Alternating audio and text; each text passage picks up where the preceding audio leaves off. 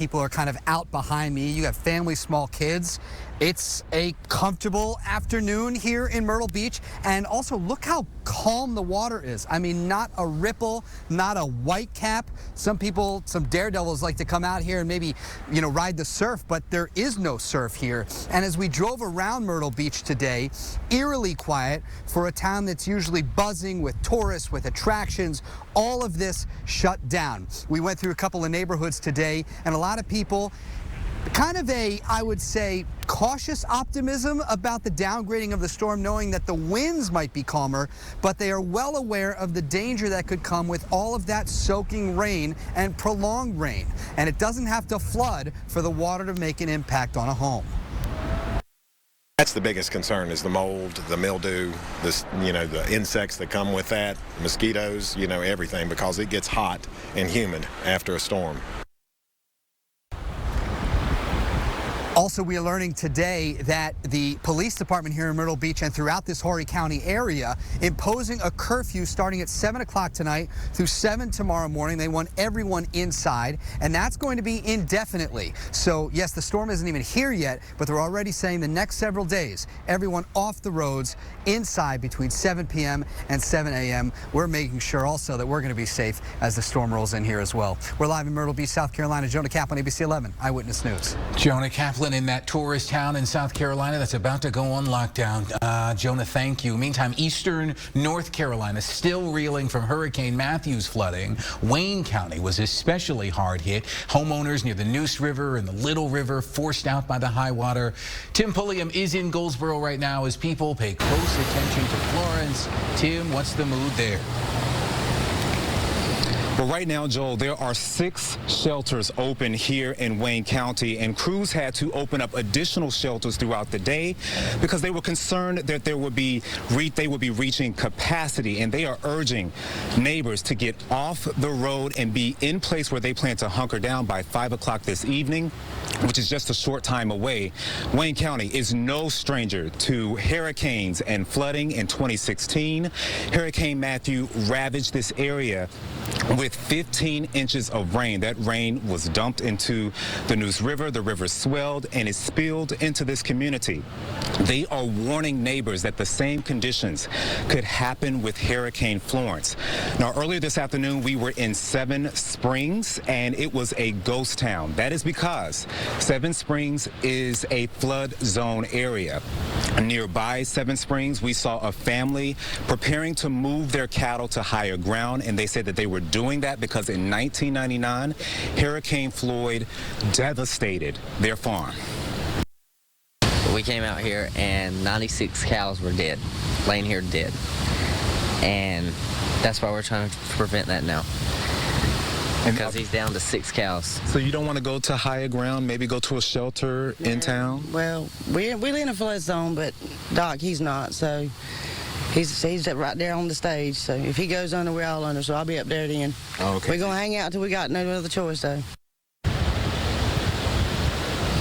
So you just heard from that family that they are going to stick it out in Seven Springs, which, like I said, is a flood-prone area. They are doing it at their own risk. And officials tell me that they will not be responding to emergencies once the winds start blowing at 50 miles per hour. So again, people are taking a risk who are staying in flood-prone areas.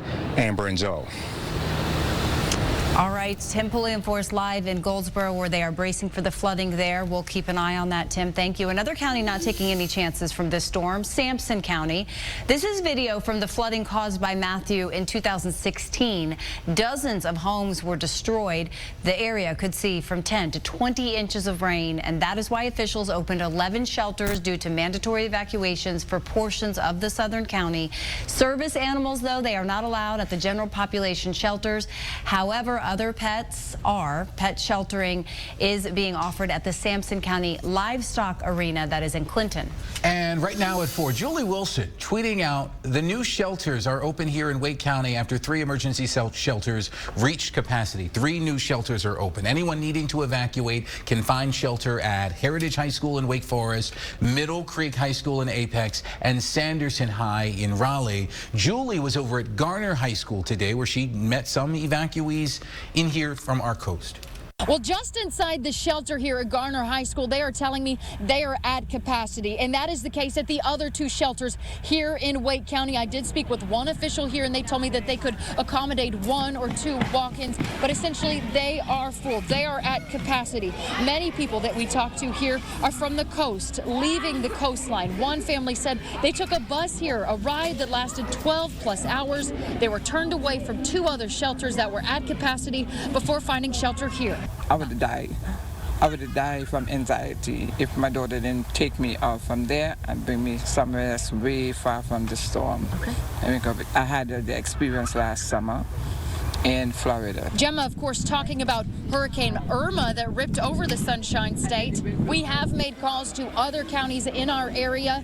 If you would like to find out what those shelters are that are accepting people still, I would encourage you to go over to my Twitter page, Julie ABC11. I've tweeted out a link for that information.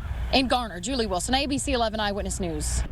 Julie, thank you. And the Apex Swiftwater Rescue Team is ready to respond if the conditions worsen. This is video as the crews prepared their backpacks with ropes and supplies they might need.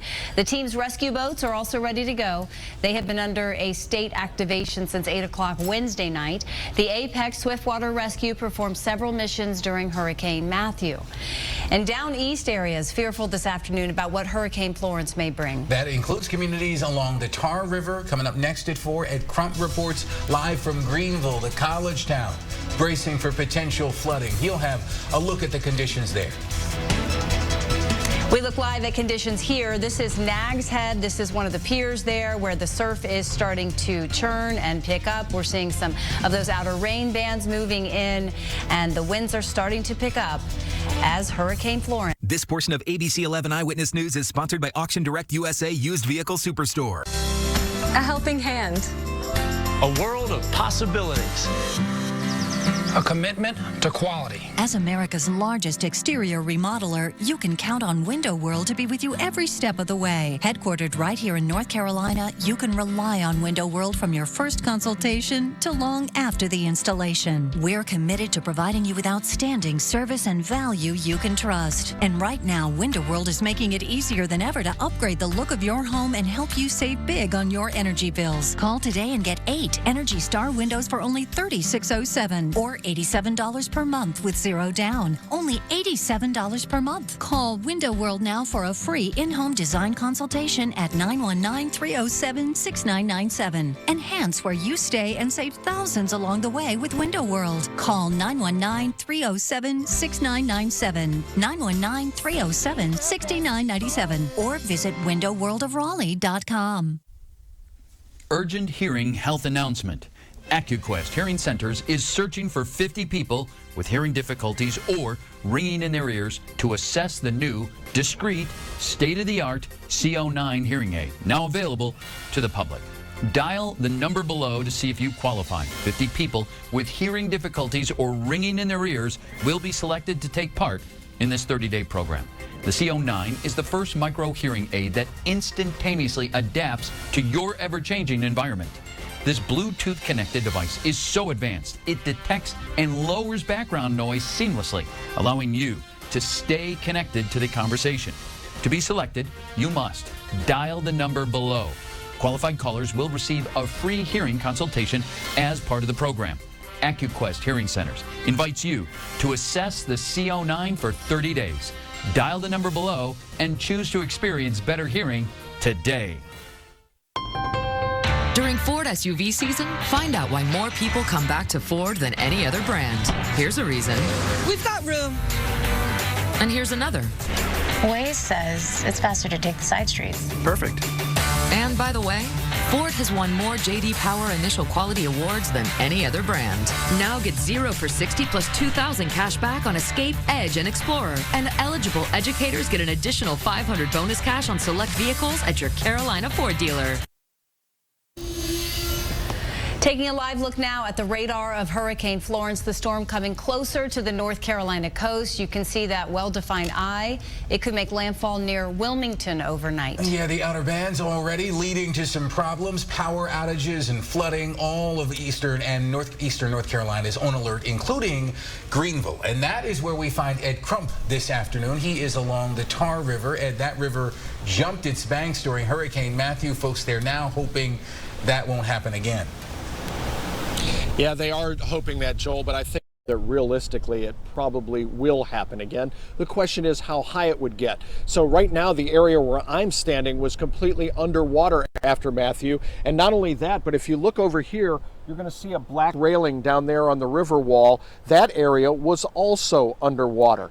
And that's why people have been flocking all afternoon to Town Commons, a park on the Tar River. They want to see where the water level is now so they can come after the storm and see how high the water gets then. And their curiosity is spurred by Hurricane Matthew, which struck here 2 years ago next month. Locals here want to see how the water level looks now and how high it will be after the storm and compare to Matthew. Those locals also said they're prepared for more than just flooding. Loaded up on food and water and supplies, and prep the cars, have everything ready to go, communicated with family about our plans. And that is a good piece of advice, Joel. I hope people have thought about this. You can make all the hurricane plans you want and get all the supplies you want, but if you don't tell friends and family, especially away from the area, what your plans are, then if you run into trouble, they may not realize you're in trouble. So definitely inform friends and family about what your situation is, how you hope to get in touch with them, when you hope to get in touch with them, so if something goes awry, they'll know to have somebody come looking for you. Yeah, I live 100 miles away from there, Ed, and I called my mother this morning. No, she texted me first. Make sure everyone's okay. Communicate. Yeah, let's let people know. That's key. Thanks, Ed. Well, the flooding's already started on the North Carolina coast. Yeah, take a look at this video. This is New Bern in Craven County. The Riverside Park now underwater right now, so it's already happening, and there is a live look at Kitty Hawk, Outer Banks, Dare County. Boy, the waves are getting rough there now. The surf really picking up. This is an area that should have been evacuated at least a couple of days ago, so those beaches are clear. The surf getting rough. Florence getting closer. Back in a minute.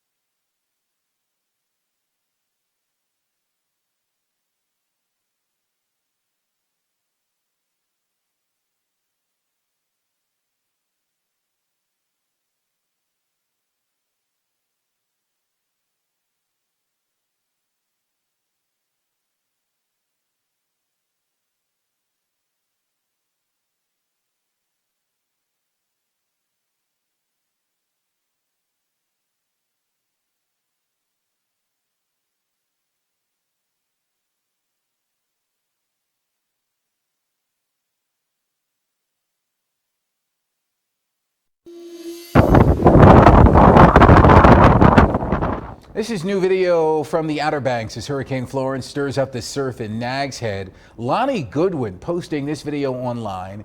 NC-12 is now closed south of Oregon Inlet due to ocean overwash, making the road impassable in several locations.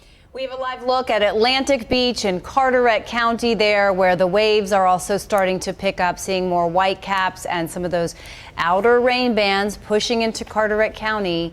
And as you know, the entire coast of North Carolina under that evacuation We have got a lot of resources invested in covering this storm for you. We're going to reset at the top of the hour, and Steve Daniels and crew are going to take you through it. Steve, how about a preview? Joel and Amber, hi. We have a lot of fresh information coming in during the 5 o'clock hour, including an update from Governor Cooper explaining his biggest concerns as Florence arrives. Take a live look. We are watching closely the Frying Pan Tower live feed coming in. Old Glory there is telling us a lot about those outer bands of Florence as it arrives. As you know, as we've been showing you, this is about 34 miles off the coast of Bald Head Island. Old Glory not faring very well as Florence arrives. We'll show you that governor's news conference live from Raleigh as it happens here at 5 o'clock. And Chris is getting the 5 o'clock update from the National Hurricane Center. We always get that updated track, that new data at 5 o'clock.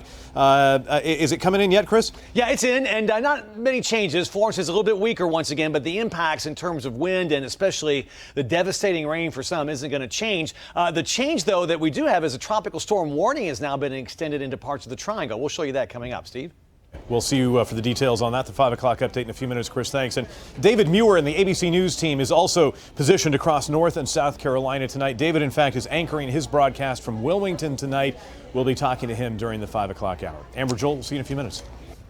We'll see you then, Steve. Thanks. And after months of planning for that perfect day, Hurricane Florence, it is forcing at least one couple. I know it affected a lot of people. They had to move their beach wedding. Yeah, the entire wedding is being moved from Wilmington out west to Asheville. Bride-to-be Kristen Wilson and her fiancé Michael Bishanazes were just days away from their dream wedding in Wilmington, but with much of the area being evacuated, look, they had to make a decision. Put their wedding on hold or move it.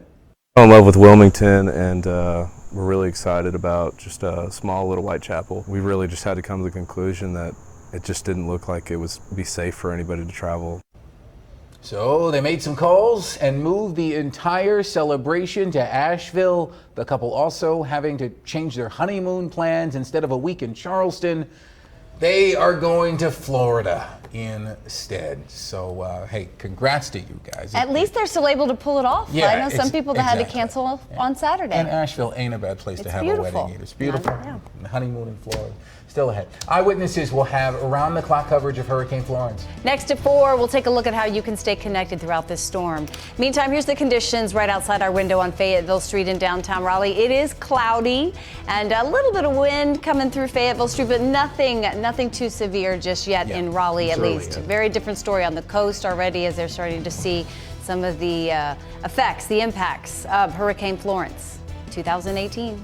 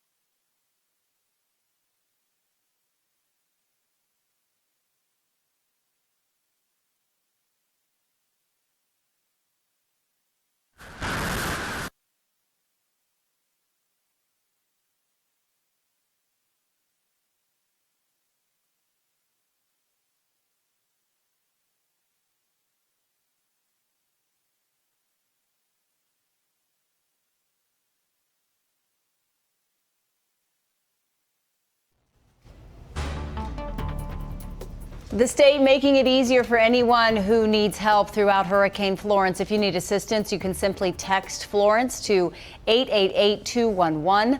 You can also call 211 just to speak to a specialist. I believe the number to text Florence is 898-211 on your screen there.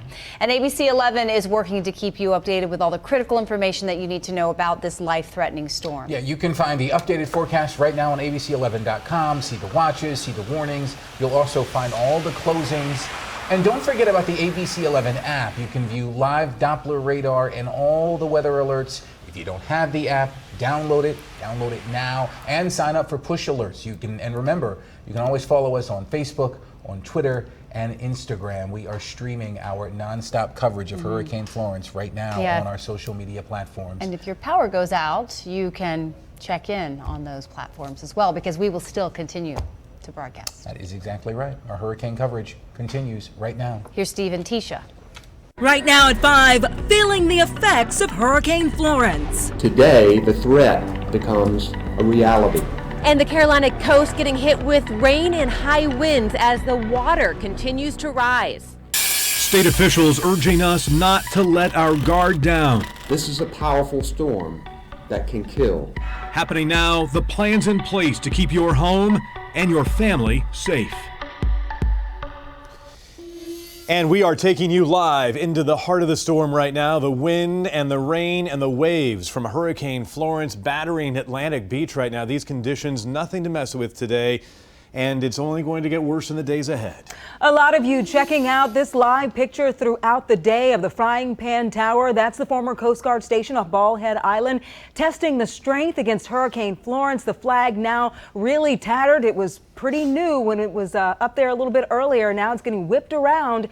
It's been in the wind for hours now.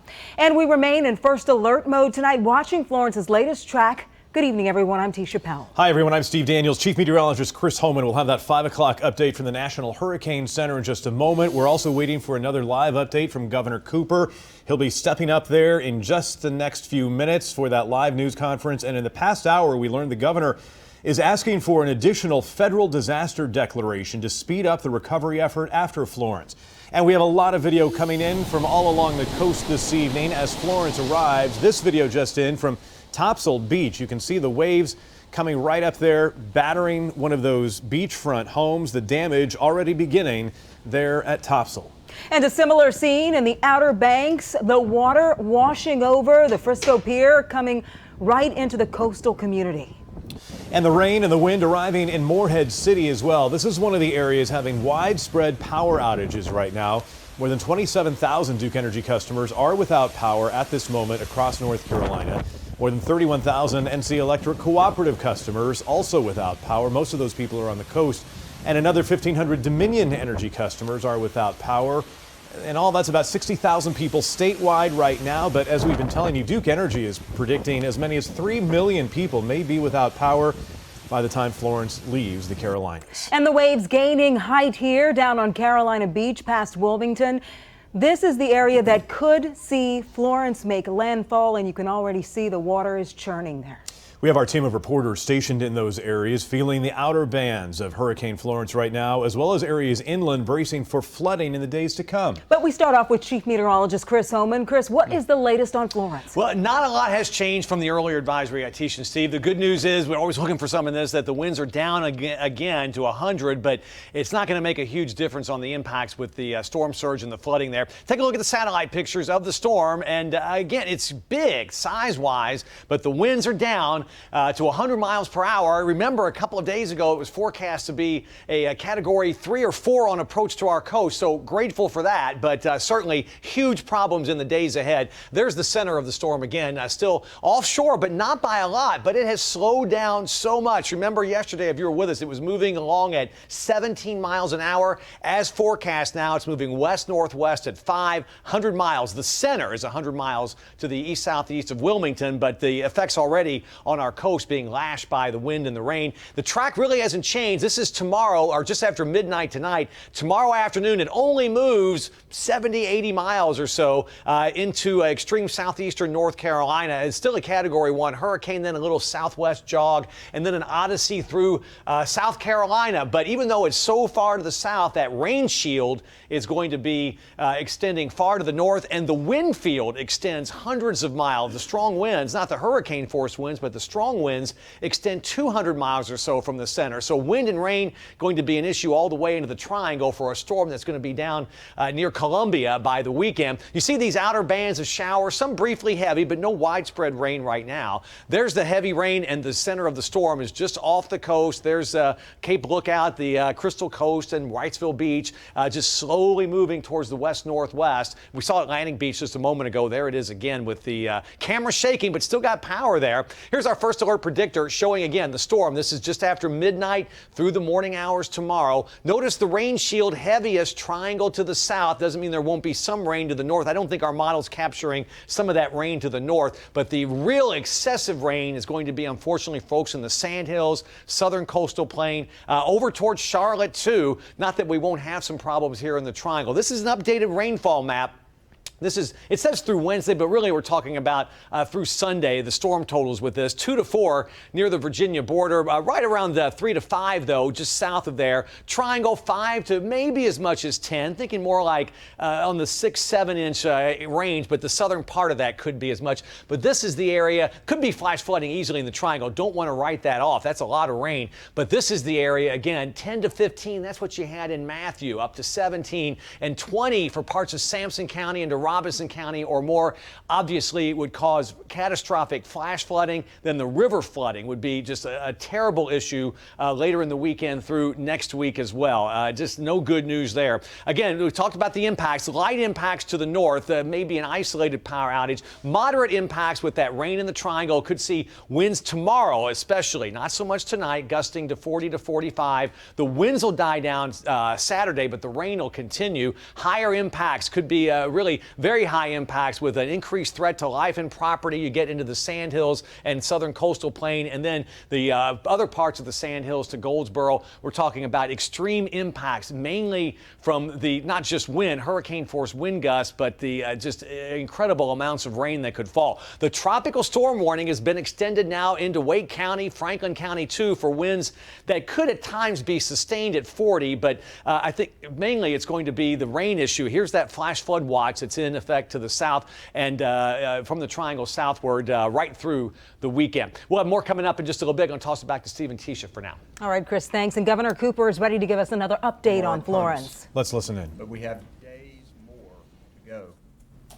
Wind and waves are driving seawater through some coastal streets like rivers. Nearly 30,000 people in North Carolina already are without power, and that number is rising. Roads are beginning to flood along our coast, including Highway 12 along the Outer Banks. The worst of the storm is not yet here, but these are the early warnings of the days to come. Surviving this storm will be a test of endurance, teamwork, common sense, and patience. The heavy rains and high winds are likely to spread across North Carolina and linger for days. Right now, tropical storm force winds and even hurricane force winds, powerful enough to destroy buildings, are at our coast. Conditions will continue to deteriorate with strong winds, heavy rainfall, and significant storm surge today and tomorrow. With the extreme storm surge along the coast, rivers will start to overflow because when flowing river waters meet the ocean surge, there's really nowhere else for the water to go. As Florence moves inland, we'll see more rain and more flooding from our rivers. And remember that rivers keep on rising even after the rain stops. Already areas of the northern Cape Fear River and Bogue Sound are flooding, and we're watching the Neuse River rise. At mid-afternoon, the Weather Service had issued 43 flash flood warnings. I want to thank you to the people who have evacuated and are prepared, but to anyone still unwilling to take this storm seriously, let me be clear. You need to get yourself to a safe place now and stay there. We in North Carolina have to shift from preparation to determination. We will survive this, and we will endure. In order to help speed more federal help, I've requested an additional disaster declaration for cleanup and recovery. Here at the State Emergency Operations Center, people have been working around the clock, and they are ready. Workers are helping more than 12,000 evacuees settle at about 126 shelters across the state, and they are opening more as needed and as we speak. Emergency Management and FEMA have strategically positioned supplies and equipment across our state. Food and water is ready to be dispersed to wherever it's needed. Emergency personnel, including swift water rescue teams and emergency medical personnel from North Carolina and 19 other states, are staged here. Earlier today, I visited with some of the teams who are prepared to help us out as we get through this storm. And in fact, I talked to teams from Florida and Ohio today, and I told the team from Ohio we were not going to debate who's first in flight here because they're helping us out tonight. And I'm grateful to each and every one of those people. It's gratifying to drive through central North Carolina and see utility trucks, earth movers, and rescue vehicles sitting there ready to go. Thank you to all of these public servants who put their own lives at risk to protect the people of North Carolina. As the storm hits, remember to call 911, but only in the event of emergency. Dial 211 if you need shelter, food, or other non-emergency information or assistance. And then I'd like for people to remember these 5 things. Number 1, never drive on roads covered by water. It only takes a few inches to wash away a car. If you come across a road covered in water, turn around immediately. Number 2, stay indoors, stay away from windows, and close storm shutters, particularly during the storm. Don't be a hurricane spectator. Number 3, never use generators indoors. Deadly levels of carbon monoxide can build up quickly. Number 4, stay in a secure space, like a small interior room, a closet, or a hallway, particularly when the wind is high. Stay on the lowest level of your home, particularly when you sleep, because trees can fall. Number 5, stay alert. Use a radio or another device for warnings about wind, tornadoes, rising water, or orders to turn off gas, water, and power. I want to thank our partners at FEMA and everyone across our state who's working to get us ready for this storm.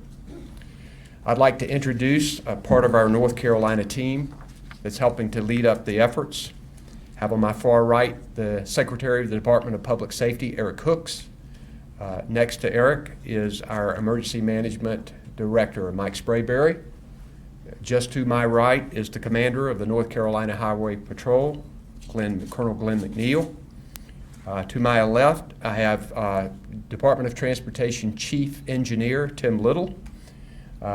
Next to Tim is our Major General Jim Ernst of the North Carolina National Guard. And then with our FEMA team, we have Federal Coordinating Officer Albie Lewis, and we have Gracia Check from FEMA here as well, and we're grateful for both of them. And right now I want to recognize Mike Sprayberry for an update. Mike? Thank you, Governor, and good afternoon, everyone. The State Emergency Operations Center continues to operate at a level 1 with all needed federal and state agencies, as well as our private sector and volunteer agencies that are active during disaster. As the governor said, the state is beginning to feel the impacts of Hurricane Florence. This means that the delivery of resources will soon cease and first responders will shelter until the storm passes. It's important to remember that. We continue to focus on shelter operations, and we thank our local partners who are stepping up to assist us as we shelter their fellow North Carolinians from Hurricane Florence. We've now amassed significant response assets such as 2,800 soldiers and airmen, ambulances, search and rescue task forces, aviation assets, pumps, swiftwater rescue teams, generators, and commodities in order to provide the full spectrum of response capability for the operation. Please make sure you follow the guidance of your local officials and make sure you stay tuned in to your local media. Thank you very much. Now we'll get a report from Colonel Glenwood McNeil, Commander of the North Carolina Highway Patrol. Colonel McNeil. Thank you, Governor. Good afternoon. As rain continues to fall heavily across portions of our state, roadway conditions in the affected areas will continue to diminish. Residents are encouraged to stay updated by monitoring their local media outlets, radio programs, and all available information on the Ready NC app. Attempting to drive during the height of this storm should be completely avoided. Strong winds, heavy rain, flooded roadways will lead to very treacherous driving conditions throughout several days. Washouts in the eastern portion of the state have already made certain roadways impassable. Among the impacted areas, our troopers have responded to 26 collisions and responded to 95 calls for service. As the storm continues to move west, the impacted areas across our state will receive road washout and be covered with standing water. And like the governor stated, please, under no circumstances, should you attempt to drive through closed roads, barricaded roadways, or through standing or rushing water. I would like to also emphasize, please, do not call 911 or Star HP for any other reason than an emergency. For all updated roadway conditions, please visit drivenc.gov. Thank you. Thank you, Colonel. I'll now recognize Department of Transportation Chief Engineer Tim Little for a report from Transportation. Thank you, Governor. Good afternoon, everyone. As the Governor alluded to earlier, the closures across the state, road closures are going up. We do have a report of downed trees beginning in the eastern part of the state. You've been watching Governor Cooper and other state officials with the 5 o'clock update talking about their concerns right now as the preparations for Hurricane Florence continues. And the governor said something striking there. He said surviving the storm will be a test of endurance and teamwork and patience. And that really is the focus right now. We're ready. The state assets are ready. The federal assets are ready. Now we need to shelter and get through this. And I think another important thing is they keep talking about the storm surge and the flooding, how that's something we're going to experience for days and weeks after the storm passes by, with the rivers rising and the inland flooding. So we need to look out for that. Yeah, that will be a big concern even after Florence moves on, and even as the governor points out, after the rain stops falling. Exactly. We move on to our live team coverage with a live look from Wrightsville Beach. Residents and tourists clearing out after a mandatory evacuation last night. So you can see the water already starting to churn, the whitecaps, things looking pretty rough already on Wrightsville Beach. People were told to evacuate. Hopefully most of them listened. I know a lot of people who own property down there had a difficult time deciding whether or not they were going to stay or go. And Diane talked to a few people the other day that said that they were thinking about maybe staying in their homes. And hopefully most people did pay attention to that evacuation order and get out. Yeah, you're watching the outer bands right there. It really is all of the barrier islands across North Carolina and in New Hanover County there, Wrightsville Beach, and as you move farther south into Carolina Beach and Curie Beach, all those places evacuated. Lots of concern there. We have video coming in showing those high waves coming in right now and the surge starting to come in. in as well. The dunes are starting to erode there. I've been talking to people there along the coast who say the dunes are really healthy. In fact, the healthiest they've seen the dunes in a long time. But we're talking about a substantial storm surge, and obviously those dunes will erode as we go on. So that is a live look there, Wrightsville Beach, as those outer bands continue coming in. And Chris is with us right now tracking all of this. We are getting closer to a Category 1 hurricane, which is what we like to see moving in that direction. Yeah, that's the bit of good news. You know, a few days ago, even just 2 days ago, the Hurricane Center forecasting a Category 3 or 4 hurricane to be approaching our coast. So the only good news is that the wind damage won't be as extensive with 100-mile-per-hour winds, but the storm surge is still going to be higher than a Category 1 hurricane, and the rainfall amounts, I hate to use these words, but it just doesn't seem to be any way around it. It's going to be devastating. We're talking about Matthew a couple years ago, and we saw what happened, and those amounts look to be the same, except over a more prolonged period, so the rain's not going to stop in one day like it did with Matthew. It's going to be more like Sunday into Monday. So we'll tell you what's going on with this, Steve and Tisha, with Florence, as it's finally here. Been watching it for over a week now, and here we go. Landfall is going to be tomorrow morning, but again, it's going to be moving, already is moving so slowly. Significant storm surge up to 13 feet on the coast. It's just going to hammer the beaches. It's going to go through a couple of high tide cycles, which is not normally the case because it's moving so slowly, so that could create more damage. The torrential rain and inland flooding impacts are going to be, I think, for some of us, just devastating in the state. There's that track again, very slowly moving across South Carolina, which is one of the most unusual tracks we've seen from a hurricane. Anything's possible, and they've looped off the coast. They've done all kinds of things. Never seen one come at us and head up towards Columbia, though, in the past. Here's a look at the satellite picture. You can see Florence's Odyssey moving quickly yesterday, slowing down. A big storm size-wise, but it's not a powerful one in terms of the wind, but still going to have just huge impacts on our coast and inland as it moves towards the west. It is still a Category 2 right now, but could weaken a bit. Either way, the wind's not going to be the huge issue with this. There'll be damaging winds, but a Category 1 or 2 hurricane, we've seen those many times on our coast, and they bounce back pretty quickly, but those have been zipping along. Here's that track after midnight, still off the coast. Tomorrow morning, getting inland. By afternoon, it's somewhere in southeastern North Carolina, just wandering westward slowly. By Saturday, again, just after midnight tomorrow night, it's just moving very, very slowly towards Columbia and then up to the upstate of South Carolina into our mountains. They could have huge issues with flash flooding and mudslides, landslides, and then out of our hair next week. Good riddance to it by then for sure. These are just some outer bands of showers, some heavy. They're rotating around Florence now, dropping southwestward. They have brief heavy rain, but they shouldn't cause any flooding issues. We've seen some rotation in some of these showers, meaning there's a slight chance of an isolated tornado through the evening hours. I think once the sun sets, the temperatures drop a bit, that threat will diminish, but may come back tomorrow. There's Florence on Morehead City radar showing up very clearly. The center, unfortunately, you see over this loop in the last hour, it's just not moving. It's about 95 miles now or so off the coast, but you see some of those bands. When these bands where you see the heavier rain come on shore, that's where you get the gusty winds and some of those squalls. You get very heavy gusts of wind of 50, 60 miles per hour. Again, another shot of Atlantic Beach. Still got the power going there. Here's our first alert predictor again, and it shows Florence again off the coast. And again, same track. Our model, in-house model, showing that, and notice the yellows, that's torrential rain.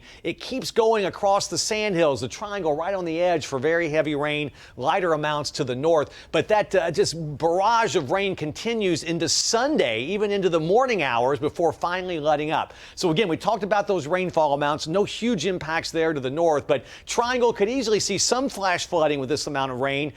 We had about 6 inches, I think, with Matthew, and there was some flooding. There was some serious flooding, but it went away pretty quickly. But not the case Goldsboro to Fayetteville. You folks had 15, 18 inches of rain with Matthew, and it's pretty much on the table again, sorry to say, with some isolated amounts over 20 inches. So again, just could be life-threatening flash flooding easily, and then the extensive river flooding too. The impacts again to the north, not that great, but to the south, moderate impacts in the triangle, some power outages possible, and also some flash flooding. And then the high impacts to extreme continue as you go farther and farther south. Winds could gust to 60 65, maybe 70 miles an hour in southern Sampson County. You know, the southern tip of Sampson County in our viewing area is not that far from the beach, so you can easily have those hurricane force winds there. You're that close to the ocean. This is just another view of the track of the storm as it comes through southern parts of South Carolina or North Carolina through South Carolina and continues that track across the region of the upstate into the mountains eventually and out of the way. But it's a slow mover, as we said, just not going to get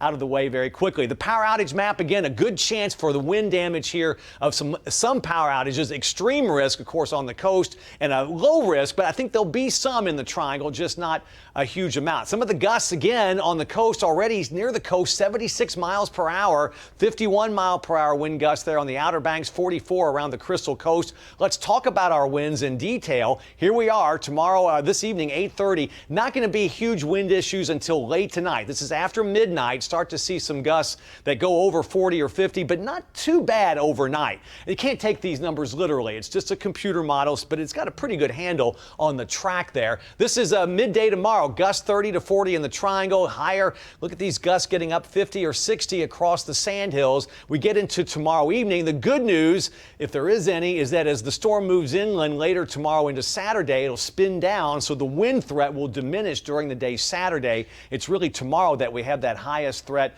for damaging winds, but the flood threat is just going to go on and on, especially to the south. 78 now, Raleigh-Durham International, 77 at Roxborough, 82 in Fayetteville. Overnight tonight, again, the wind and the rain increased, but I don't think we see any damaging winds overnight. Lows in the low and mid 70s. Again, got another view there of the hurricane, but there you just see again as it moves westward that slow track across the region, especially south of us. The farther north you are, the lesser impacts, but that extreme rain threat continues for several days, at least into Sunday. Highs tomorrow will be mainly in the 70s to near 80. Windy conditions. We went through those winds just a moment ago. Your First Alert AccuWeather 7-day. Then we look for some good news, and we can see it down the road. The rain threat will continue into early next week, but it's mainly scattered storms as some moisture is left over. But there are signs that a cold front finally comes through Wednesday into Thursday, and we have dry days. But a long road to get there. And, you know, again, the rain threat is really is very, very concerning when you get those amounts of rainfall. The terrain there is so much different than the triangle. It's flatter. Water just has, you know, nowhere really to go. And then those rivers all feeding into the ocean. And we saw that the river flooding with Matthew. We saw with Floyd. We've seen many, many hurricanes. You know, our folks to the southeast of the triangle, they typically bear the brunt of these storms. And this one's going to be the case again, I'm sorry to say. Yeah, at least there's a light at the end of the tunnel. There is, yeah, down the road, yeah. Thank you, Chris. Chris, thanks. We want to take you now to our live cruise out along the coast. Diane Wilson is in Wilmington. She was on Wrightsville Beach. She was moved off of Wrightsville Beach, or at least evacuated like everyone was supposed to. And what are you seeing there in Wilmington, Diane? Tisha, you know, we are smack dab right in the middle, actually, on the Intracoastal Waterway. Wilmington is right here to my left. I'm here on the docks, the boat docks. You can see some of the boats are still here. They didn't get all the boats out. The businesses on the side of Wilmington, they are boarded up. They are preparing for whatever comes this way here into the Intracoastal Waterways. And so you can see that's the bridge tender, the fish house. They have the boards on the windows and they are hunkering down and are ready. The water here obviously is flowing a lot more. Not that much wind yet. I mean, we have a few wind gusts here and there. It's the rain that's really starting. The businesses, that's Wrightsville Beach there to my right. That was it's under a mandatory evacuation. Only people there were homeowners are allowed to stay. And so across the waterway here that's Wrightsville Beach. There's the Blue Water Grill, a couple other businesses, and they have been evacuated. No one is allowed to get on to Wrightsville Beach. Homeowners, if they did stay, they can get off, but they will not be able to get back on. We've only seen police go back and over. The drawbridge there is what is closed right now. Downtown Wilmington, along with this area here, what they're preparing for is a storm surge and the flooding. We're on this dock right now, but we do plan to get off because as the rain continues to come, obviously, they're expecting the waters to rise here. So that's the latest here on Wilmington and right over there on Wrightsville Beach. Back to you guys in the studio. All right, Diane, thank you. So many beautiful boats there in the marinas along the Intracoastal, and that storm surge is going to be coming in. We'll be watching how those boats fare there in the days ahead. Our live team coverage continues next at 5:30. Our crews are spread across the North Carolina coast as Hurricane Florence brings that rain and wind and flooding to come. Plus, we'll be checking in with David Muir, anchoring his broadcast from Wilmington tonight. That's straight ahead in the next half hour.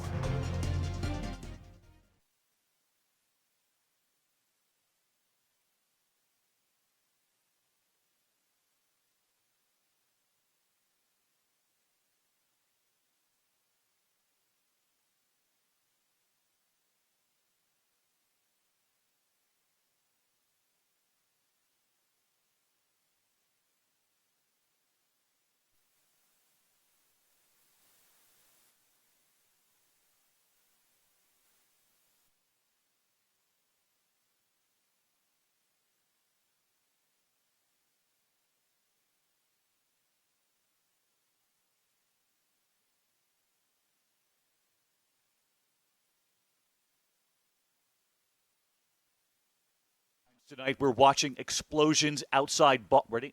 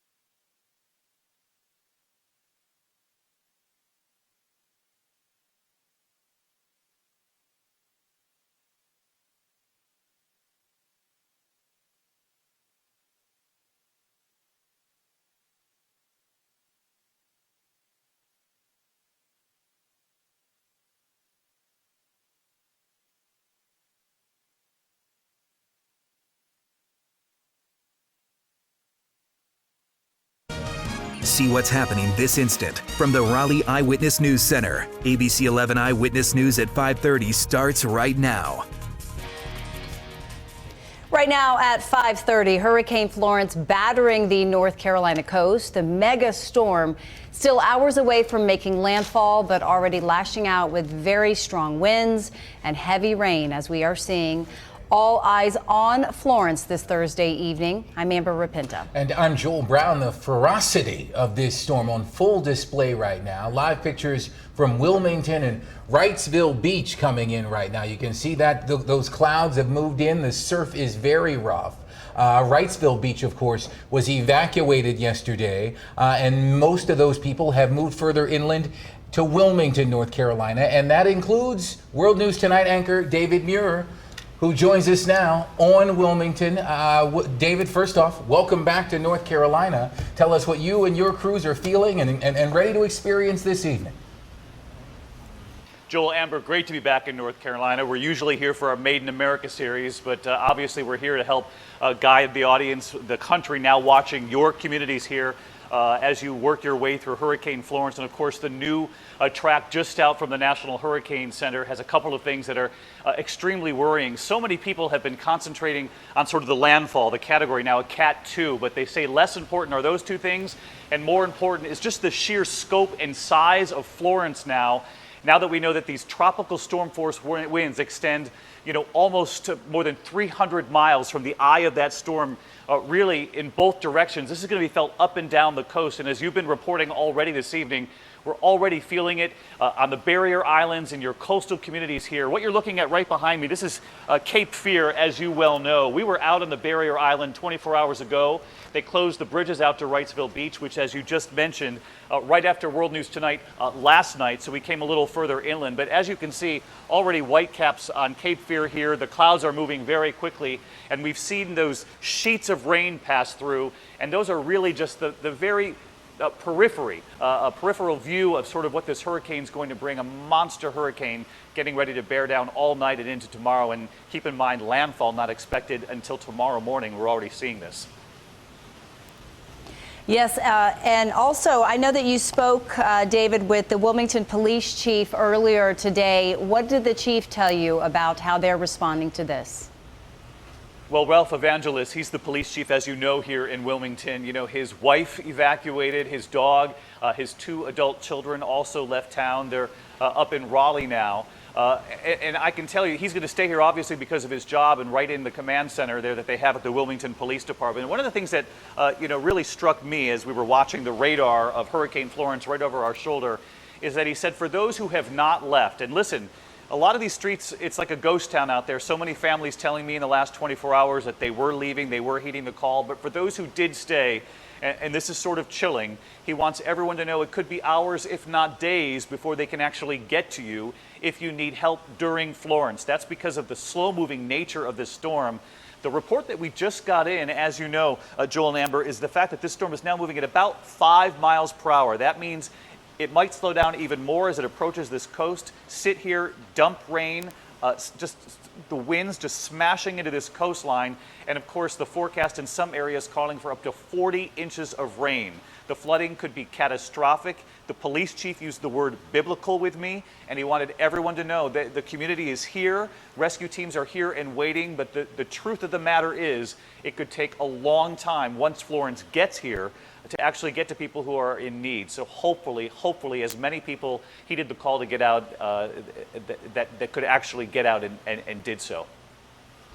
Hopefully that is the case. And we know a lot of people worry about folks like yourself in these situations. So you also do seek shelter. Just let everybody know how you guys hunker down. Yeah, Amber, that's a great question. And I always try to tell not only the local audience here, but the audience around the country, how we try to do this as safely as possible. The hotel that we're in, and they've been so kind to us here, was built just in recent years. So we know a lot of the code that goes into building these hotels and buildings this close to the coastline, no matter where you are up and down the coast. So it is to code. We are protected on both sides here tonight, and we will only be out, amidst the winds up until a certain point, and then everybody really comes inside. We have sadly been through so many of these hurricanes, as you all have too. Many people who have lived here for many years remember those hurricanes, particularly the one that took down the pier at Wrightsville Beach, those twin hurricanes back in '96. So that new pier is going to be tested this time. But Amber, thanks for asking. We will make sure that the entire team here stays safe, and I only hope the same for all of you. I know you've got some brave reporters and photographers fanned out all throughout this community. Yeah, we definitely will be watching your reports. We appreciate you being there and weathering the storm for us. David Muir, thank you for that live report from Wilmington, which is bracing for Hurricane Florence. You can watch World News Tonight with David Muir right here on ABC 11 starting at 6:30, and then join ABC 11 for continuing coverage of Hurricane Florence at 7. As we've been seeing today, it's really these coastal communities that are in the danger zone right now. But communities further inland are also expected to see a lot of flooding from the rivers, many of them topping their banks when Hurricane Matthew hit 2 years ago. We've got crews stationed in those areas right now. Let's start with Ed Crump. Ed is in Greenville. Ed, what are you seeing? What are you feeling? Well, Joel, I could tell you what's going on here is we've had light rain off and on and some gusty rains just recently. But as you mentioned, it was just 2 years ago next month that Hurricane Matthew dumped so much rain here on eastern North Carolina that the Tar River overran its banks and caused major flooding. That's why so many people are flocking to the Greenville Town Commons, where there is a boat launching ramp and a river walk. They remember what this place looked like after Matthew, and now they want a frame of reference. Many say they plan to return after the storm to see how high the river rises this time around, when there will be a double whammy. Not only the local and upstream rain, but also the surge from the storm itself. We were looking at the water level. We were here for Matthew, and after Matthew happened, the water went above the railing, so we were just kind of seeing how the level was now so we could compare after the storm. Now, as I've mentioned, we've had very little rain since we've been here, and I just talked with a park ranger. Joel, he believes that the rivers come up on his mark down here at the boat ramp about 6 inches today, and it's obviously not because of the rain. I talked with Chris Homan about that. Chris thinks, and the park ranger thinks, that might already be storm surge we're seeing this far up the Tar River. We shall see, and we'll see soon. Ed Crump monitoring for us in Pitt County. On the Tar River tonight. Ed, thank you. More Hurricane Florence coverage coming up still ahead at 5:30, including the impact on the airport, and meteorologist Brittany Bell's going to join us. She's getting ready to answer your questions on Facebook Live. And as we head to break, we take a live look at conditions on our coast. We are seeing many areas that are starting to see surges along the river, and the winds are starting to pick up. This looks like the scene at Wilmington, perhaps. But we do know that Hurricane Florence is starting to make its way towards North Carolina. And Eyewitness News is with you every step of the way.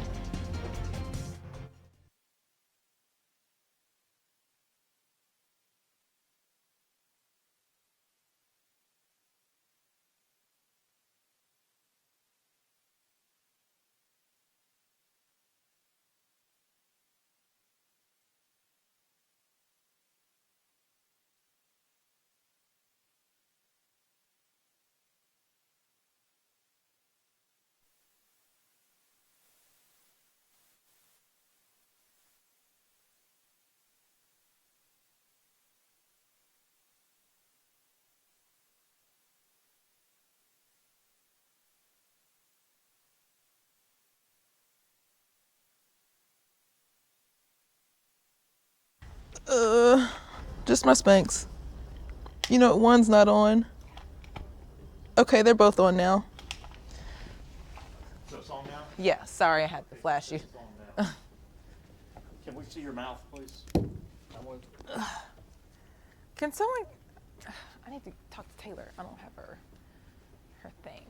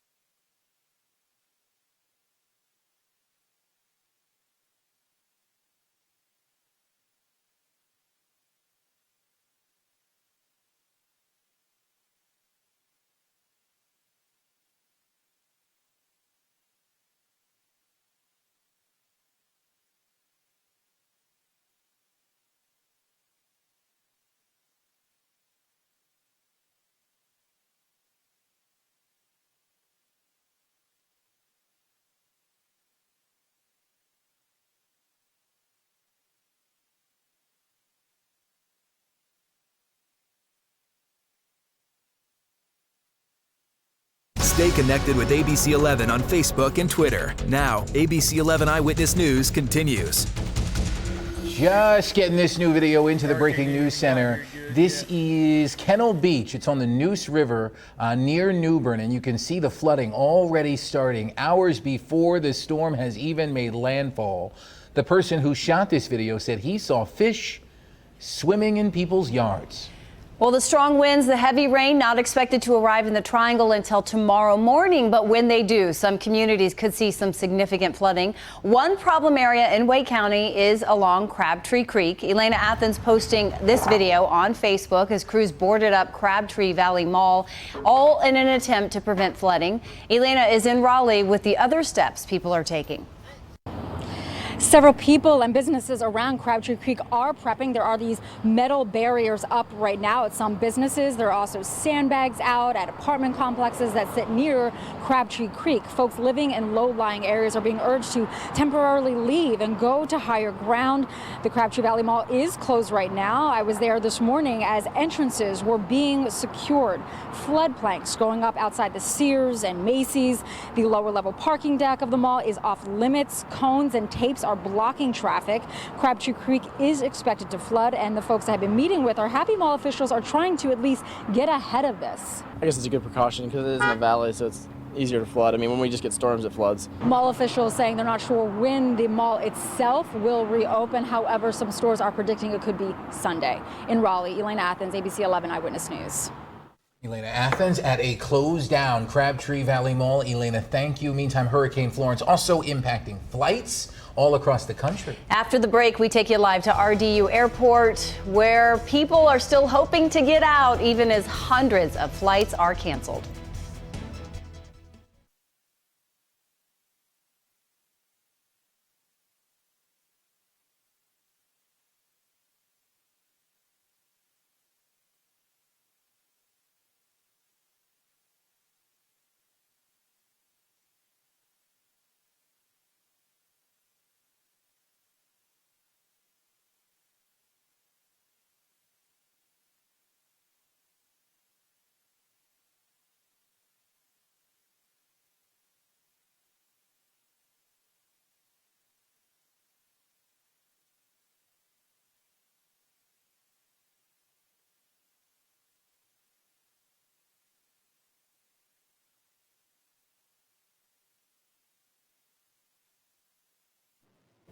If you're traveling today or tomorrow, airport officials are urging you to check online the status of your flight before arriving at the airport. Tomorrow's flights, a lot of them are still up in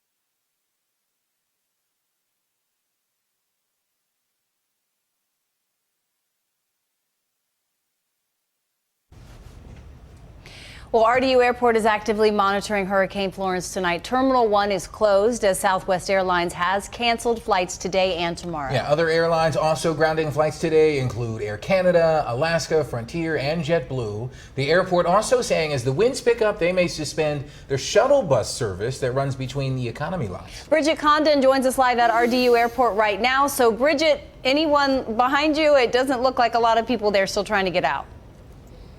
Yeah, Amber, things are still very calm here at RDU International Airport. As you can see all around me, not a lot of people coming in, not a lot of people leaving. There are no lines here at the airport. Nobody's in a rush. We've just seen people coming, running to that board, checking if their flight is in red. Are they going to be able to get out of here? It looks like as we progress into Friday, less and less people will be leaving RDU. Air Canada, Alaska, Frontier, JetBlue, and Southwest, all among those airlines that are not operating today.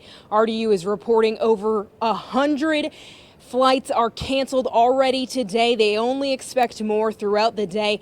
I talked to one family who was vacationing down in the Outer Banks. They had to move up their travel and drove all the way here. They're just hoping to make it home before things get worse. Traffic jams all the way to Raleigh. We went down to Greensboro, kept going. It's supposed to be clear there at first, and then it's not. So then we were like, okay, we're switching our flights.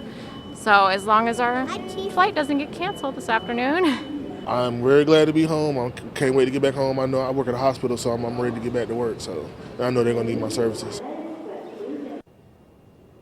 Again, things very calm here. There aren't a lot of flights left on the schedule that are even going to be taking off here tonight. If you are flying out of RDU today or tomorrow, airport officials are urging you to just check online and see if your flight is still heading out of here, as things are just continuing to change. We'll keep you updated on ABC11.com as well. Guys, we're live at RDU. Bridget Condon, ABC11 Eyewitness News. Yeah, certainly not one of those days you just want to go to the airport. No. You want to check first. Bridget, live in Terminal 2 for us. Bridget, thank you. You're watching ABC11 Eyewitness News, where you can count on Chris and the First Alert team. Certified most accurate forecast by Weather Raid.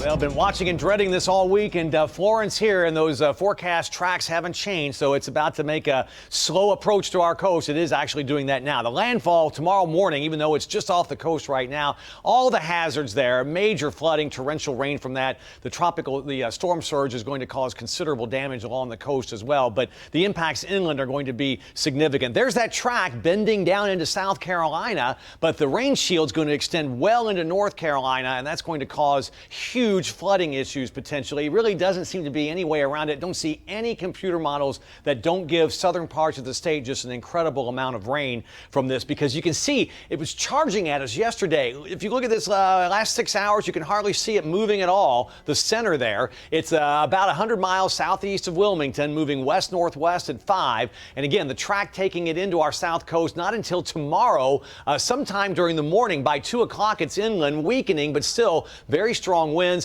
And then it continues its journey through South Carolina and then up the parts of East Tennessee into the mountains of West Virginia as we get into early next week. We do have some heavy rain here already, an outer band of showers with very heavy rain. Don't see a lot of thunder and lightning that over Wayne County right now, so you're going to get a torrential downpour, but at least it's moving.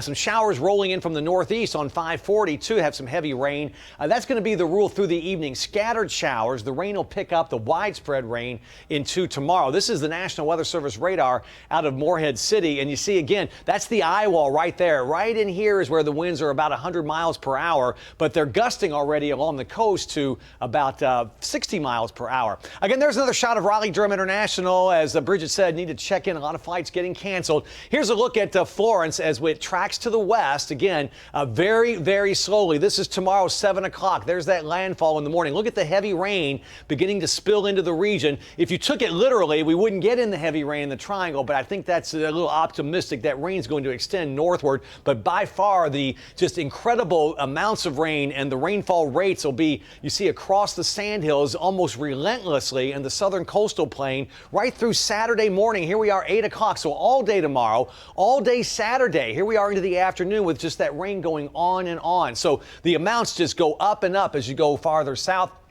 Around the triangle, the 10-inch amount may be a bit high, but it's a possibility, at least in southern parts of the triangle towards Lee County. But 10 to 15, and some areas to the south, Robeson County, southern Sampson County, 20 plus inches of rain. And obviously, you don't need me to tell you that would cause significant life-threatening flash flooding, and then the river flooding would be just awful as well. The wind gusts, let's time that out. Don't have too many problems with wind tonight, but as we head through tomorrow, notice the clock there, midday, we start to see some gusts up to 50 miles per hour, potentially 60 in the afternoon around the Sandhills and down towards Lumberton. Could see some areas that have a wind gust of 65 to the south. To the north around the triangle, I think the highest gust we'll see is 50, more in the order of 40 to 45, but there could be some gusts of 50. You get saturated soil, and that'll knock down some trees, but by far the highest impact's going to be to the south. 2 to 4 inches of rain to the north, and again, fairly elevated impacts. None at all. Not that there won't be any to the north, but certainly not like to the south. You get to moderate impacts there with that rain, those winds in the triangle, and then the threats to life and property go way up as you go to the south and get into that extreme category. This is the verbiage we've used from the National Weather Service that they, when they put that together, we've just put that together for you as well to give you an idea of the level of impact from north to south. 78 RDU, 75 Roxborough, 80 Rocky Mount Wilson right now. Fayetteville, you've got 83. The wind and the rain increasing later tonight, but again, through much of the night, I don't think we'll see any damaging winds, but they're going to pick up with gusts to 45. And then tomorrow, again, the wind and the rain, gusts to 50 in the triangle, up to 65 or so, maybe 70 across the sandhills. Winds gusting there with possible wind damage more extensive to the south. First Alert AccuWeather 7-day forecast. Then again, weather conditions gradually improve as we get into the latter part of the weekend. The wind threat, Amber and Joel, diminishes Saturday. That's some good news. But the rain continues potentially into Sunday for some areas because we'll be on the backside of the storm, which that tropical moisture, as it moves up into western North Carolina, pulls in more showers off the ocean, and the rain threat could continue into Sunday, gradually ending next week, though. Just like a washing machine, just swirling around, pulling it all in. Yeah, absolutely. Chris, thank you. After the break, meteorologist Brittany Bell. She is once again answering all of your questions about Hurricane Florence on Facebook Live. Stay with us. Get your phones out.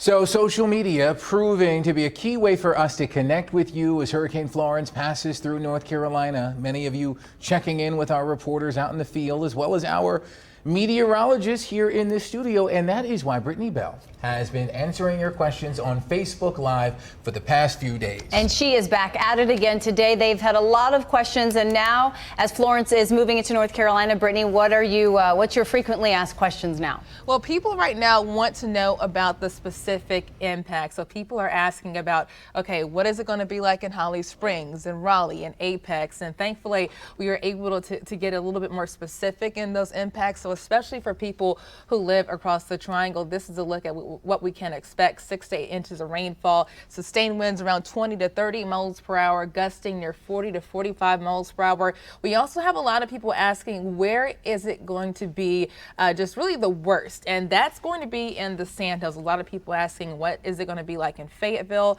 and whatnot, and Angier, and in that area, that's when you can expect to see 10 to 20 inches of rainfall through next week. Winds, sustained winds between 40 and 50 miles per hour, gusting as high as 60 to 70 miles per hour. So a lot of people also asking, looking at the videos, asking, are we going to see it getting that bad here? Thankfully, not going to be as bad as the coast, but we're still going to see very strong winds, also heavy rainfall. And then some people are asking, Eric asks, will it change? Actually, the track could still change over the next few days, but overall, still very confident that we will see heavy rainfall, gusty winds, and that potential for dangerous flooding, especially across the Sandhills. Joel, Amber?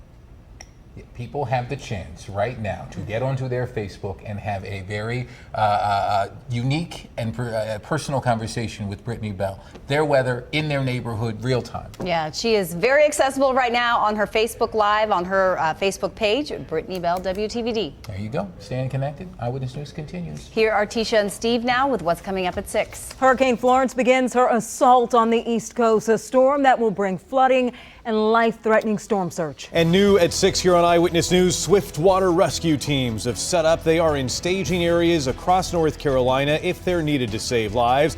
You'll see how this group in Wake County is preparing tonight.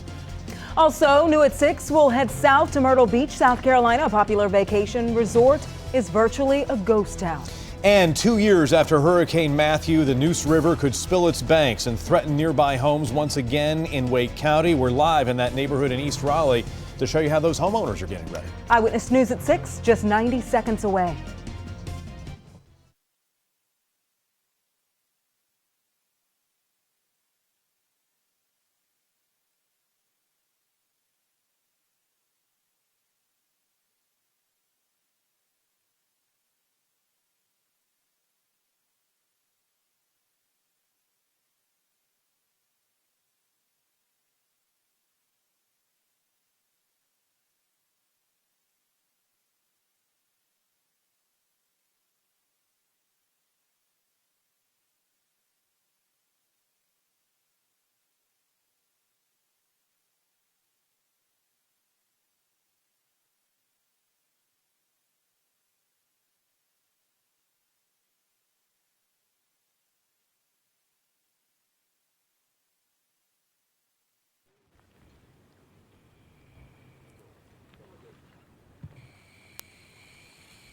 Hello, we're seeing wind gusts just reached up to 20 miles per hour.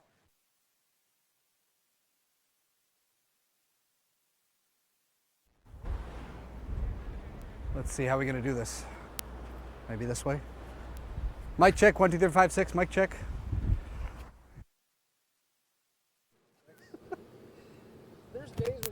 Hurricane Florence is approaching, but first let's go to Joe Mazer in Southeast.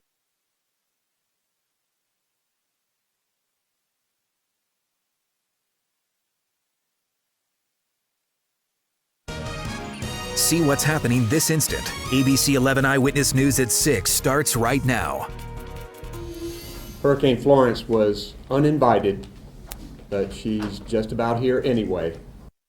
New at 6, Hurricane Florence is beginning her assault on North Carolina. The hurricane weakening slightly this evening, but still a Category 2 storm. The rain and the wind and the flooding is now here.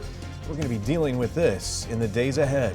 Hi, everyone. Good evening. I'm Steve Daniels. And I'm Tisha Powell. Don't let your guard down. This is a live picture from Frying Pan Tower. which is a former Coast Guard light station about 35 miles offshore Bald Head Island. You can see the tears in that flag right there.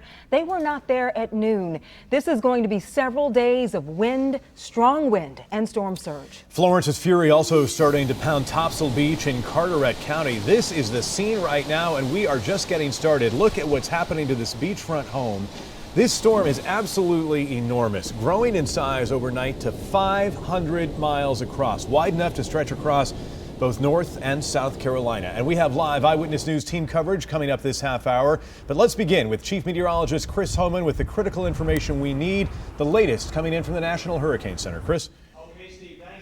That advisory in at 5 o'clock from the National Hurricane Center, and something has just changed. It's a little bit weaker wind-wise, but that's not going to make a huge difference in the impacts. The wind damage won't be as bad as it was if this had been a 3 or a 4, obviously, but look how slow it's moving now. You see the size of it, so the impacts over a wide area. The wind field in this is large, meaning that the tropical force-strength winds extend out almost 200 miles from the center. Not all storms do that. Some are much more compact in their wind field. Very ill-defined eye there, but it's just loitering offshore right now. As of 5 o'clock, it's about 90 miles to the east-southeast of Wilmington. May have gotten a new update in there from the Hurricane Center. That's why the graphic has changed. Yeah, 6 o'clock, just got that in there. So it's still, though, a Category 2, winds at 105, and the track is remaining the same.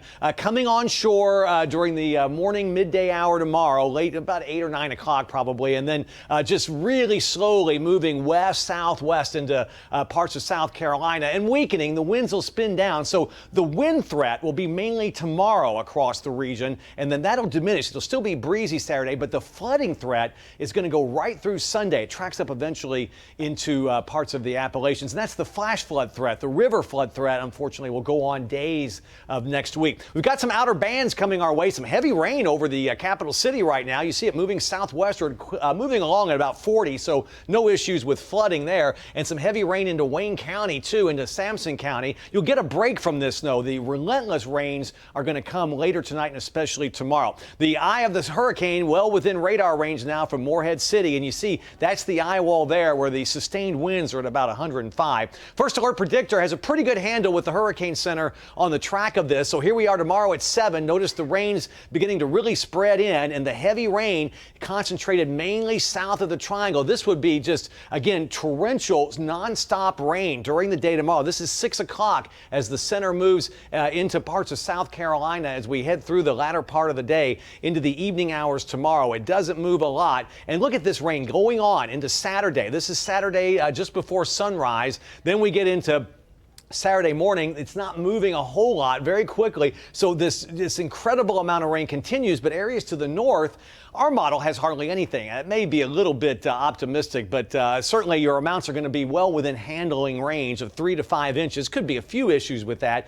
You get into the 5 to 8, isolated 10 here in the triangle, and then the catastrophic amounts of rain. And we don't use that word loosely, but if this comes to pass and all signs point to it, 10 to 15 inches of rain would cause just extremely dangerous and life-threatening flash flooding, and then the river flooding would come almost like Matthew, except with Matthew it all came in one day. This is going to be spread out over 2 days, so the problems could be even worse because this to get to people may make it really tough. And then you get into southern parts of the viewing area to the coast, and there could be up to 20 plus inches of rain, just incredible amount. A power outage threat is highest along and east of 95 to Fayetteville, but there's a threat even in the triangle. We're going to see some winds that gust up to 50 miles per hour potentially. Here's that wind gust. The two threats are the wind and the rain. We talked about the rain. Tomorrow the wind, again, after midnight towards sunrise, start to see some gusts here approaching 50 in the Sandhills. Around the triangle, 30 to 40, but during the day I think we're going to see some gusts a bit higher than this. The storm has weakened wind-wise, so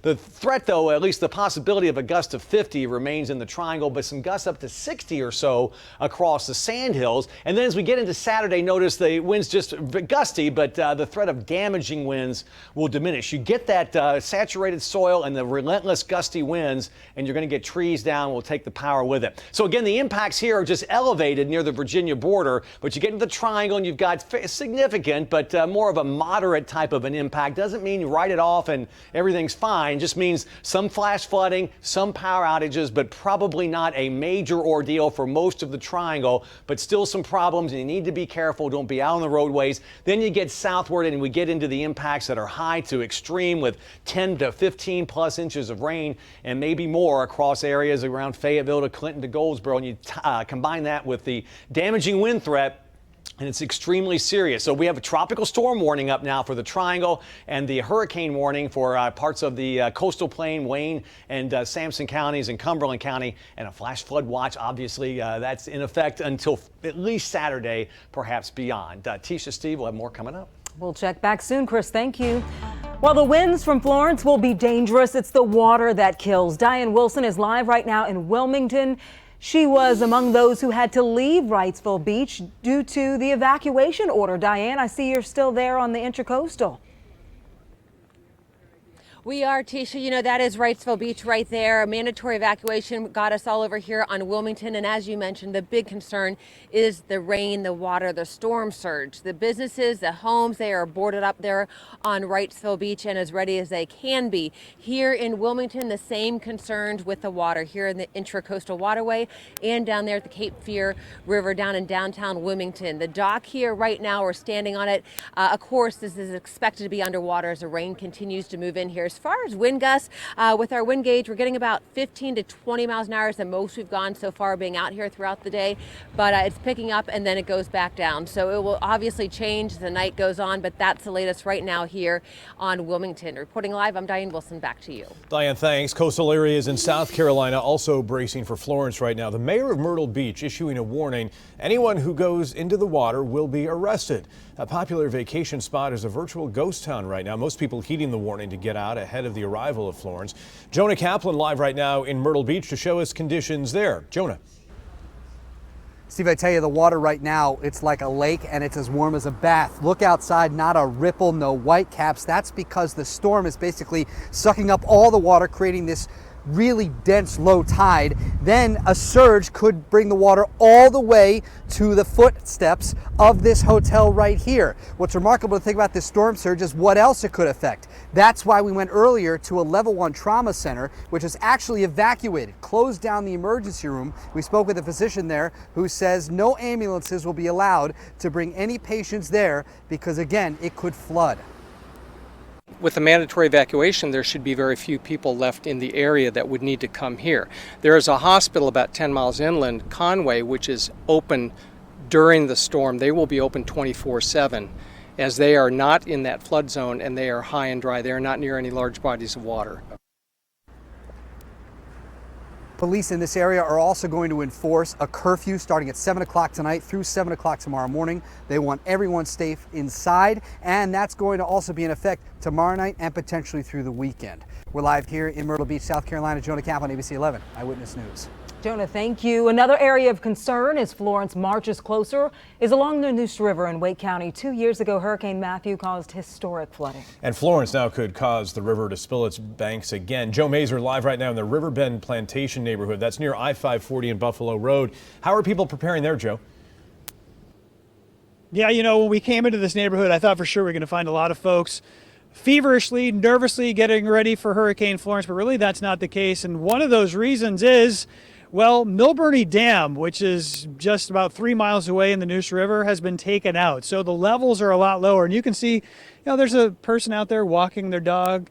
We're standing next to the Eberhard's residence. He just went for a bike ride. They were certainly picking some things up underneath the house. A lot of the houses are on stilts.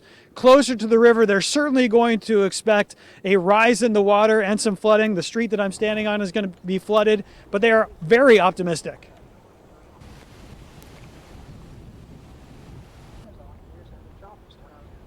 Okay, yeah, so they were saying that they're very optimistic. They're going to stick around. They've been here for decades, 20, 36 years. They're going to hang together, band together, and take what comes. Live in Raleigh, Joe Mazer, ABC 11 Eyewitness News.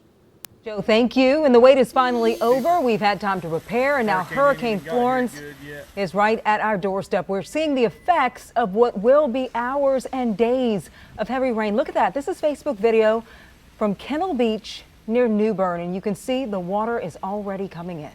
And when it's safe to do it, we hope to see your video and pictures. You can email them to eyewitness@abc11.com. You can also use the hashtag ABC11 on Facebook, Twitter, and Instagram. We'd love to see what's happening where you are. As the storm moves in, it's already knocking out power. We'll have the latest figures for you coming up. And as we head to the break, let's take a live look at Nags Head in Dare County. You can see things are already starting to look rough out there on the beach. Live coverage continues in 2 minutes.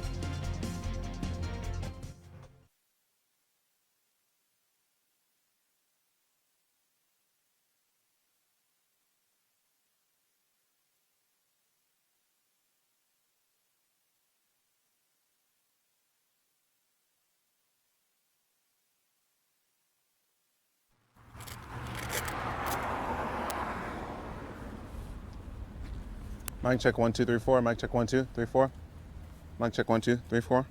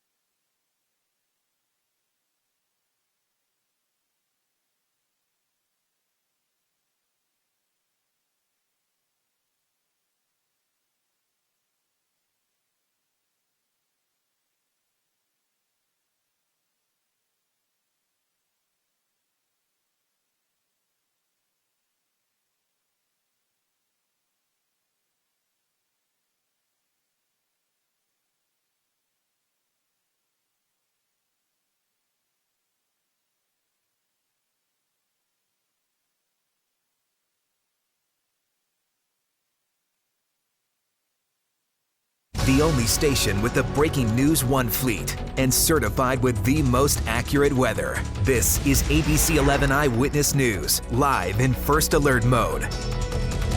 The eye of Hurricane Florence is going to make landfall sometime tomorrow morning, around 8 a.m. or so, Chris is thinking. This is a live look right now off the coast, about 35 miles off the coast of Bald Head Island there on the Frying Pan Tower. You can see Old Glory taking a beating right now as Florence moves in. This is just the beginning of this weather event that'll last through the weekend. And right now, already 68,000 people without power across the state between Duke Energy and the NC Electric Co-op. Most of those outages in counties along the coast right now. Duke Energy is projecting up to 3 million customers could be without power. Crews have come from as far away as Texas to help get the power turned back on. Duke Energy says they have 11,000 workers here right now. They are standing by ready for those orders to go out and help communities affected. Exactly. Well, conditions are expected to deteriorate over the next 24 to 48 hours from the coast to the Triangle and the Sandhills. And that's why swiftwater rescue teams are also standing by, ready to respond when Hurricane Florence victims become stranded in their cars or homes or businesses. DeJuan Hogard live right now at Apex Fire Station number 3 in Wake County to show us how that swiftwater rescue team is getting ready. DeJuan? Well, Steve, we already know every time we get severe weather like this or anytime it floods, water rescues are inevitable. And that's why you have the Apex Fire Department and their swift water rescue team just ready and on standby, waiting for that phone to ring. Now, the state's emergency management, they activated the swift water rescue team Wednesday at 8 o'clock, meaning they're on call for those water rescues up for the next 10 days. Today, this group of 12 guys using the day to check all of their equipment. And that equipment includes 2 powered inflatable boats for rescues in rivers or flooded roads, and another non-powered one for use in neighborhoods. Now, while hurricanes are nothing new to the state, we know that with Fran and Floyd, Florence is different. Concerns me based on what we saw with Matthew and Floyd in the eastern part of the state with the low-lying areas, that it could be a repeat of something similar to that. Now, the guys here are assigned to Wake County for now. Once Wake County Emergency Management clears them, then they will be handed over to the state and then can go anywhere the state decides to send them to help with water rescues. We're live in Apex right now at the fire department, station number 3. DeJuan Hogart, ABC 11 Eyewitness News. DeJuan, thank you. It is great to see that they are ready to go. Fleeing from Florence. More than 100 shelters are open across North Carolina. More may be needed. An update on all those people, where they're going, where there's room, after the break.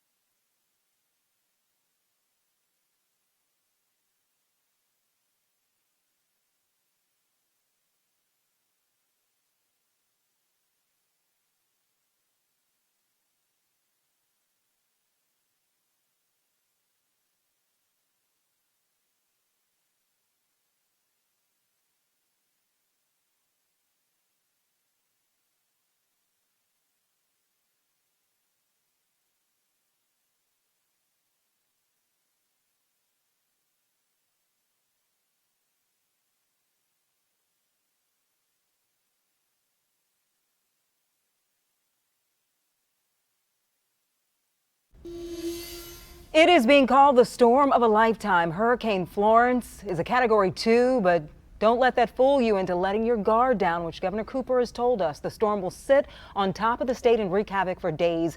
AccuWeather sharing this drone video of the conditions at Topsail Island today. You can see the huge waves as they slam into the sand dunes there and this oceanfront homes just feet away.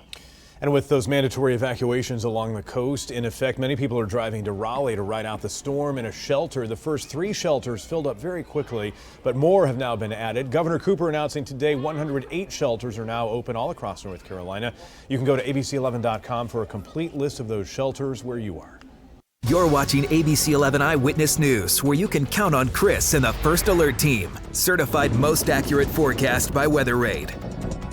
And been watching it for days, dreading it for days. Florence is here and going to make that slow slog across the state. Landfall tomorrow morning, but it's already impacting the state with storm surge and heavy rain, especially along the coast. The inland flooding threat, especially southern parts of our viewing area, looks to be extremely serious. And these impacts are going to last through the weekend. The wind impact will only last through tomorrow and ease off on Saturday, but the flooding impact is going to go far beyond that. On that track, the worst side of the storm in this this movement is the north side. We talked about this yesterday. It's the right front quadrant, but it's also relative to the motion of the storm. If the storm were going this way, the worst weather would be the right side. But once it makes that west turn, the right side is actually the north side, if that makes sense. But that's the spot you don't want to be in, and that's the one we're going to be in with the heaviest rain. You see the center there just sort of loitering offshore. Last check again, at 6 o'clock advisory has it 90 miles to the east-southeast of Wilmington. The only good news is it did not re-intensify as the Hurricane Center thought it would. So the wind damage from this could have been catastrophic in itself. We had a Category 4 coming in. It won't be that, the wind damage, but the storm surge is still going to be higher than a 2, and the flooding threat is just going to be enormous.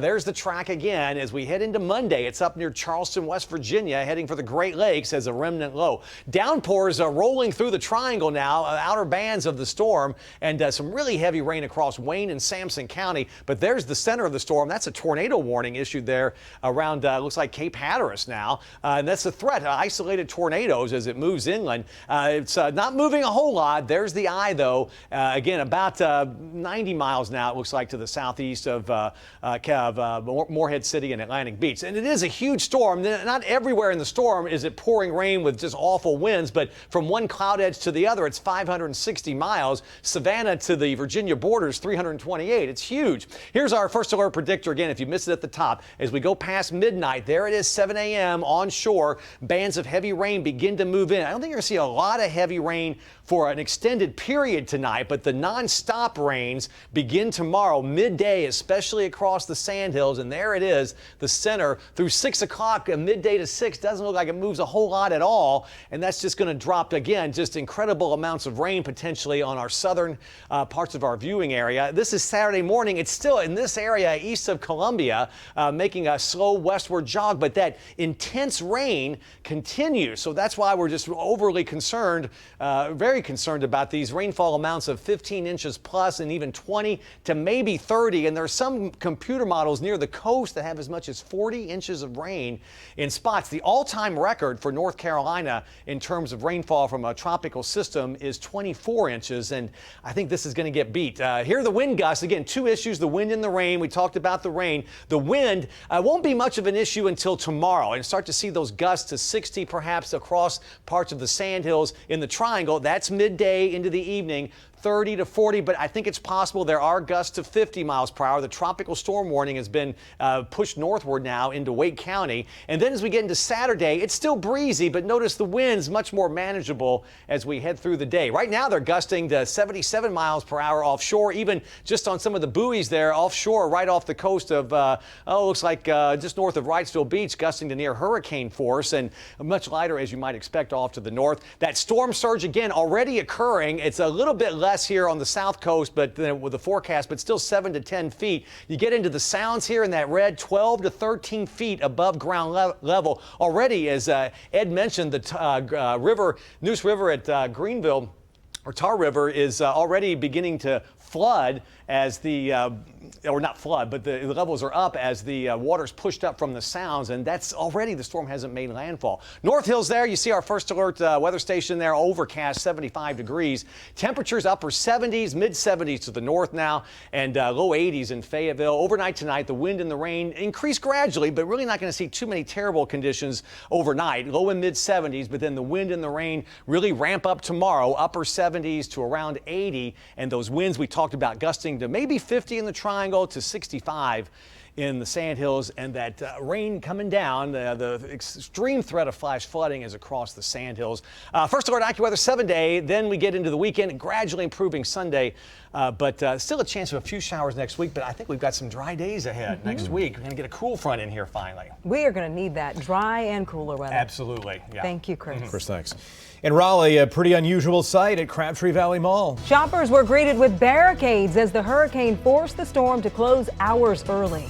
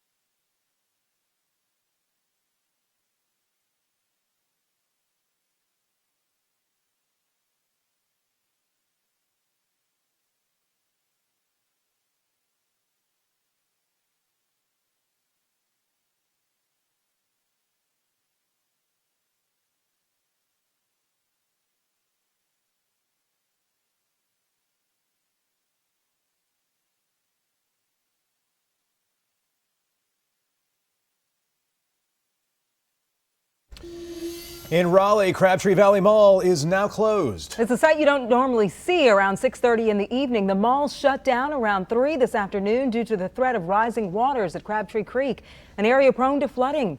Elena Athens today posting video on Facebook of crews putting barricades in place. Eyewitness News continues on ABC11.com, the ABC11 mobile app, plus Facebook and Twitter. World News Tonight with David Muir is next. He's anchoring his broadcast from Wilmington, so we'll join him live next, and we'll be back at the top of the hour at 7 o'clock with our nonstop coverage of Hurricane Florence. We'll be checking in with our crews on the coast, and Chris will be tracking it for us through the night. We'll see you again at 7.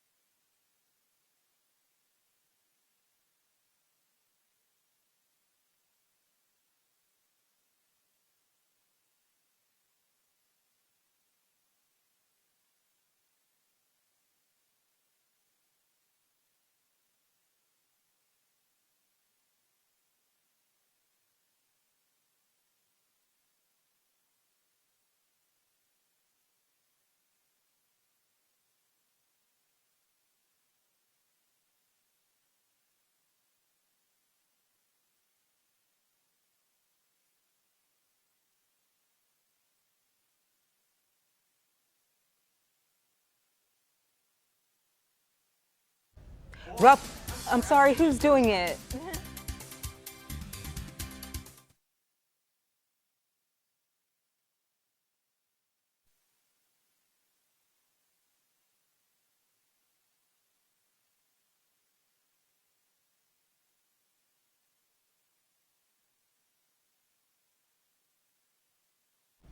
Rough water flooding and now my brain is gone into crap. Let's do it again.